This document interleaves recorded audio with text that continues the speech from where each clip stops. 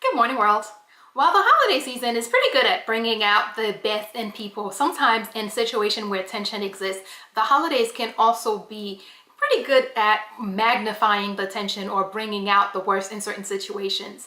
And nowhere is that more prominent than when it comes to relationship between with a couple, with a partner's family. If there is tension, holidays have a tendency to make it to magnify the situation. And that's why today we're talking about 5 tips for managing tension between your partner and your family. First is to speak with the offenders. And of course, you want to do this in private, because when the whole family's there, if you start having a conversation, it's very likely that other people will get involved. People will, and then even the person or people that you are speaking with can feel that they are being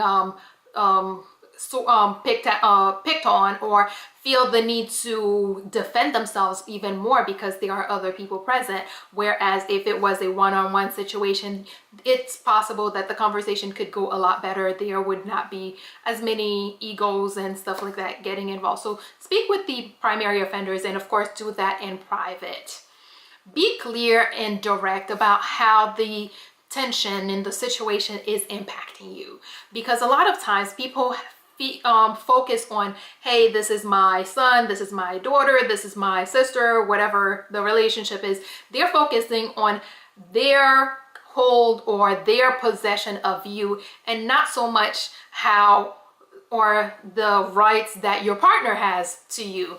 And they don't understand how the things that they do to your partner, the things they may say about your partner, impact you. So be clear about that. Be very direct, and make sure that when you speak with the person, you tell them, hey, this hurts me, this bothers me, this is how this makes me feel. Make sure that they understand that when they try to hurt your partner, when they take digs at your partner, it's not just a dig that they are taking at your partner, it is something that they are doing to you as well.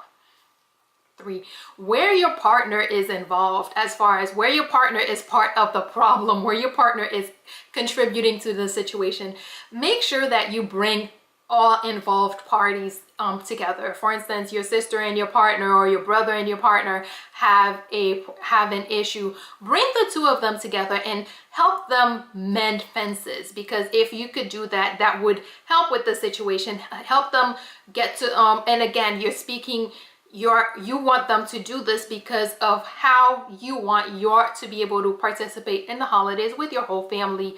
Help them bury the hatchet, or whatever it is that their issue is, so that they fix it, so that you and your family can have a happy holiday gathering, or whatever it is that you're doing. 4, be supportive of your partner. Unless your partner, and I don't really want to say that, but really, unless your partner is the primary reason that there is an issue, if your partner is the one that's causing the problem, that's one thing. But usually when you have family tension, you have a person who is new to the family having to deal with a whole family with backup and all sorts of support for dealing with, for whatever it is the issue is. So be supportive. It's not, you may not want to take up, it's not like you want to say, okay, this is my wife, I'm gonna leave my turn my back on my family and take up for my wife. But be supportive, because whoever in the family they may have issues with, that person has their whole family who is there, who is supporting them, who is backing them up, who's going to be on their side. So make sure that your partner feels supported when there is an issue, whatever the issue is. Make sure that your partner is feeling supported. They're feeling that you want them there. They're feeling welcomed, or do as much as you can to make them feel welcomed and part of the family. And finally, be clear to your family about your option to not participate, and of course your willingness to take that option. A lot of times families have this thing where they can start thinking, okay, well, you know what, we don't like her, she doesn't have to come, he doesn't need to come, you can just come by yourself. Make sure that your family understands that you and your partner are a unit, and that if they are not going to welcome and accept your partner, that this could result to you not being able to participate in events and celebrations with the family. Make sure that they understand that you know this, and that if it comes to that you are willing to take that option. Because and of course that they know that the option of you coming by yourself and leaving your partner wherever is not an option, because that's not going to benefit you, because you'll be, both of you will be miserable. You'll be missing them, they'll be missing you, and you guys will not be spending the holidays together. So make sure that your family understand this.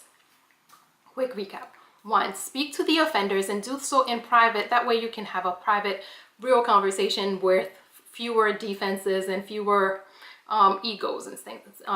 2, be clear and direct about how the situation is impacting you, the effect that it has on you. When your partner is involved in causing, is a part of the problem, make sure you bring the offenders or all involved parties together and try to resolve whatever the issues are. And of course, you're doing this prior to when everybody's gathered together. 4, be supportive of your partner, because you have your whole family that's already there and they're used to each other, then they're supportive of each other. It's nice for your partner to know that there is someone in the mix who has their back, who wants them and who's welcoming them, and who, yeah, make sure they feel like a part of the family.